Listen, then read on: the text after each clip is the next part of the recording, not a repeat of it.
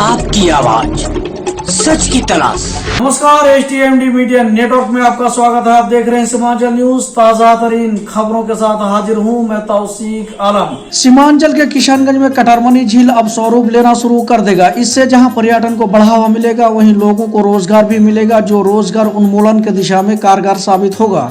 यह बात आज यहाँ विधायक इजहारुल हुसैन ने कहा। वहाँ बात चली कि भाई सौंदर्यीकरण के लिए खास करके झील वगैरह दिखा जाए, जहाँ पर बढ़िया टाइप के हुए और एक पर्यटन स्थल हो तो बहुत बेहतर होगा। तो मैंने सोचा कि दिमाग में लगाया तो कटारमनी एक जगह ऐसी मिली हमको।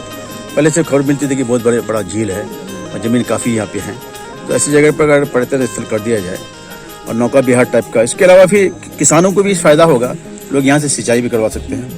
बहुत बड़ी उपलब्धि है। इसमें पेड़ साइड जो प्लांटेशन है उसको किया जाएगा उस पर, और कोशिश है। और हमारे जितने भी प्रशासन के लोग हैं, पदाधिकारी लोग, सबकी मेरे साथ सहयोग में है। और इंशाल्लाह मैं सोचता हूँ कि ये एक आर्थिक दृष्टि से भी बहुत फायदा लोगों को होगा।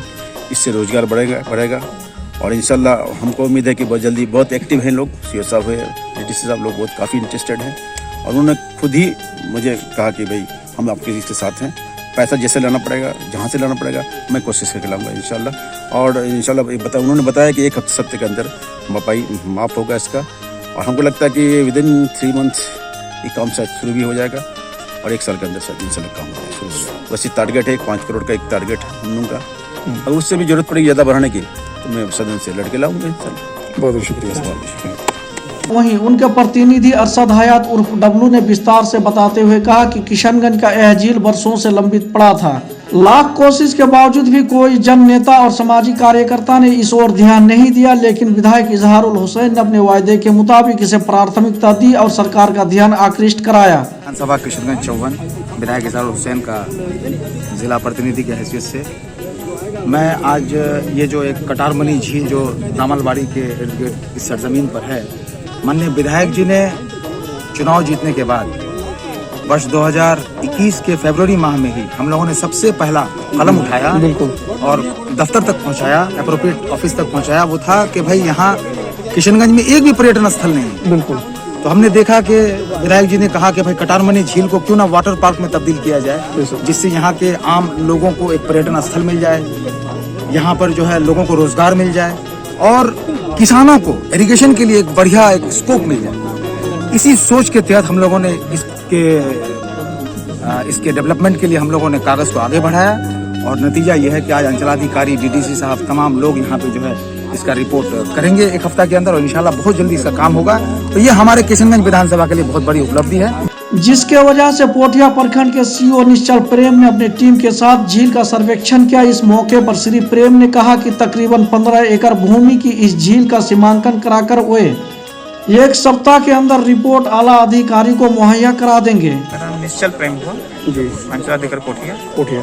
सर, आज का जो यहाँ पर एक विधायक जी के साथ अहम मीटिंग हुई या फिर जो बातचीत चल रही है, मकसद क्या, पर्पज क्या सर आने का? यहाँ पर एक बहुत ही पुराना कटारमनी झील है, इसी के जीर्णोद्धार या सौंदर्यीकरण के लिए प्रस्ताव दिया गया है। तो इसमें हम लोग अंचल के माध्यम से इसका सीमांकन करवा करके 1 सप्ताह के अंदर जो है उपलब्ध करवा दिया जाएगा, ताकि इतना अच्छा झील है, लंबे अप्रोक्स 15 एकड़ में है, इसका जीर्णोद्धार हो सके, ये उद्देश्य। यहाँ पर क्या फायदा हो सकता है, क्या समझ में आ रही है? पर्यटन के दृष्टिकोण से बहुत फायदा हो सकता है। पर्यटन को इस बिहार सरकार का जो मूल है कि पर्यटन को बढ़ावा देना है। अगर यहाँ पे हम लोग किसी विशेष अवसर पर कहीं बाहर जाते हैं, अगर यहाँ हो जाते हम लोग यहाँ घूमने फिरने आएंगे, बाहर से भी लोग आएंगे, आर्थिक स्थिति में भी बिल्कुल यहाँ आसपास के लोगों को रोजगार मिलेगा, तो भी इससे फायदा होगा।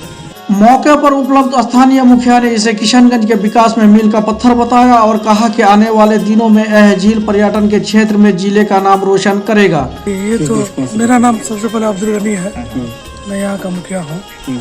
तो बहुत खुशी की बात है कि हम लोग का देहात में भी एक सुंदरीकरण इस तरीका का होने जा रहा है, विधायक जी के माध्यम से। खुशी की बात, ये बहुत खुशी की बात है। ज्ञात हो कि कटारमनी झील के अस्तित्व में आने के बाद जहां बेरोजगारों को रोजगार का अवसर मिलेगा, वहीं यह देश के कई नामचीन पर्यटन स्थलों की भांति इस झील के जरिए जिले को एक नई पहचान मिलेगी। इस मौके पर इलाके के सैकड़ों लोग उपस्थित थे। Seemanchal news headline sponsored by HTMD media network private limited.